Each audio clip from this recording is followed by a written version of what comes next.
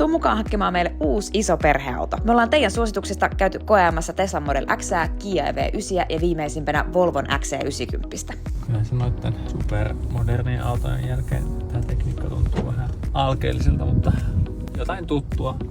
Ahtaalta näyttää, vaikka piti olla tila auto. Tietysti on laittaa 2 turvaistinta, niin pääseekö siihen väliin? Tämän jälkeen suunnattiin kotiin miettimään, mikä olisi meidän valinta. Me ei tykätty Volvosta, joten lähdettiin hieromaan kauppoja Kia EV9. Eikö just täällä haise?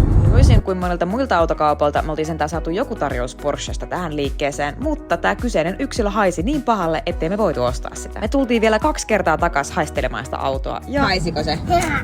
Joo, haisi. Kiva auto. koska autoliikkeet ei ollut kauhean halukkaita ostamaan Porschea, niin me laitettiin se myyntiin muualle. Ja nyt näin 3 viikon kuluttua. Porsche on vihdoin myyty. Rahat on tilillä. Oho, sattuiko se saa? Ja nyt me mennään ostamaan auto. Eikö niin? Me lähdetään katselemaan autoa. Ei kun... Nyt! No joo, jos tätä torinaa on kuunteleminen, niin tämähän ei lopu tähän. Minkä värisen sä haluisit? Joo. Sitten me löydettiin toinen Kia toisesta autoliikkeestä ja suunnattiin tänään sinne katsomaan sitä. Kun me oltiin saatu koko perhe raahattua sinne liikkeeseen, niin ilmeni, että tämä auto ei olekaan vielä saapunut kyseiseen kauppaan. Tietysti olisi voinut soittaa tänne autokauppaan, mutta... Tämä haisuliauto myyjä otti meihin uudestaan yhteyttä ja sanoi, että nyt se haju on poissa, että voidaan tulla tarkastamaan. Ja no, meillä ei ollut muutakaan tekemistä, joten me mentiin. No?